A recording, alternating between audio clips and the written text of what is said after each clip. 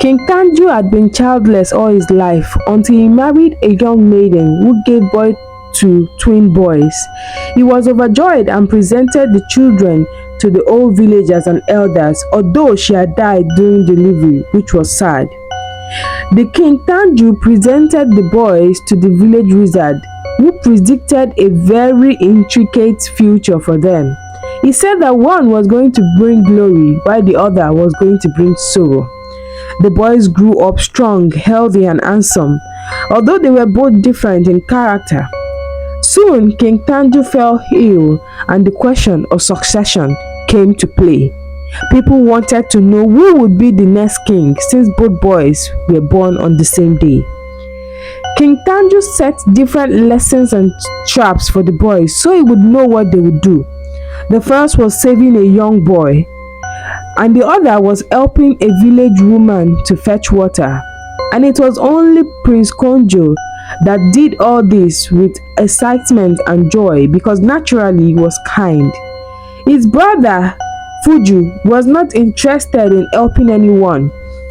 He stood aside as his brother did all these menial jobs, and he looked at him with disgust because he was a prince and he shouldn't have to do all those kind of work.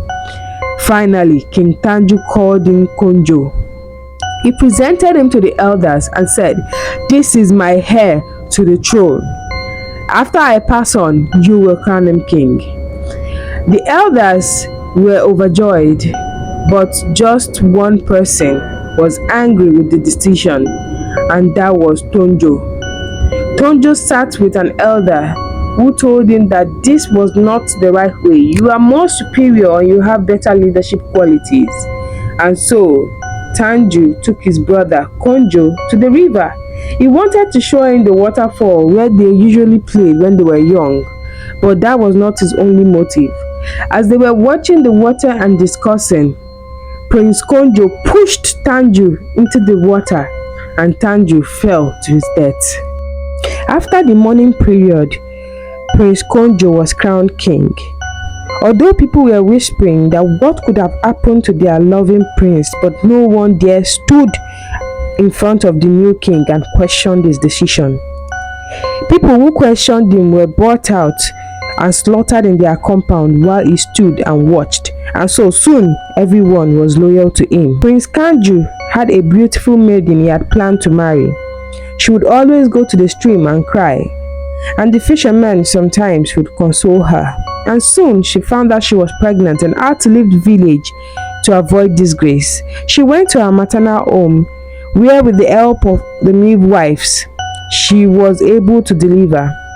She fell into labor, and after so many difficult days, she finally delivered a baby boy, and she named him Tumu. Tumu was from the royal blood, but nobody knew this, and she herself kept it a secret. She raised him as a young boy and made sure that she took very good care of him. Even her business was thriving, and one day as she was in a shop trying to make sales, an old man came in and introduced himself as a fisherman that always saw her when she was crying in the stream, and she started crying again. He told her that he had seen the exact moment Prince Tonjo pushed his brother Kanju into the river. And so, Timi, the beautiful maiden, swore to avenge the death of her boyfriend, Prince Kanju. She came back to the village and saw that everywhere was looking very good. Although Prince Konjo was evil and wicked, the economy of the village was thriving, and soon people adapted. Now the elders were telling Prince Konjo that he had to take a wife so to continue the lineage of his father. Prince Konjo didn't want to pick all the millions in the village who were throwing themselves at him. So he went to the village on a very good market day, and as he was passing through the village, he saw Timmy. Timmy was purchasing some items, and so he invited her to the palace. Timmy went to the palace. The prince could not believe that she was this beautiful, and so he continued dining and wining her, and finally he married her. On the day of the ceremony, the whole village gathered to welcome their new queen. Princess Timmy. Princess Timmy was all smiles and made everyone fall deeply in love with her. Everyone wanted to sit beside her and take pictures, and everyone was so happy that the Prince Conjo had found a perfect wife. But Princess Timmy had her own motive, and soon she started asking questions about the death of Prince Kanju. A few people told her what they knew. She even paid a few to give her information that no one else would. And when she had found out that everyone knew exactly what had happened, she paid a few maidens to start telling the villagers that Prince Konjo was evil and had killed his twin brothers. And so the rumor spread. Everyone was talking about it. Every group of maidens was talking about it. And even in the stream, they didn't spare. Even children knew about the conversation. Also, she paid a guard who also infiltrated the men and told them that Prince Konjo had killed his brother Kanju. They could not believe their ears, and soon everyone was angry with the king. The village wrestling festival was approaching, and the whole village was getting decorated for the event. Everyone was preparing, trying to set up their part of the event. After the whole setup, even the food vendors set up, the king arrived, gave his speech, and the wrestling started. It was fierce and very, very intriguing. Each man tried their possible best because the prize for the wrestling competition was so huge that it could make one man wealthy. After the whole fight, the winner was presented. The king stood up and placed a crown made from animal skin on his head. The man could not contain his joy.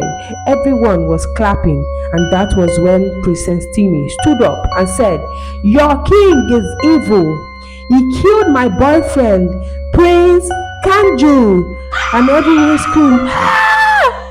That is not true," but she gave in full details how everything had happened. His thirst for the crown pushed him to do this, but what he did not know was Prince Kanju has a son, Tumu, and Tumu walked out, and everyone was amazed. Prince Konjo was, "No, my brother did not have a son." And then Princess Timmy replied, "He had a son. He is my son, and I gave birth to him." The village wizard can confirm his ancestry. After several pleas to forgive him, but fell to deaf ears, Prince Konjo was escorted by the security men out of the village square in disgrace. After a few days, Prince Tumu was crowned king. Everyone was joyous and happy. They now finally had someone who would be as kind and genuine as his father was. Princess Timmy took her son Tumu to the royal graveside to pay his last respects to his father.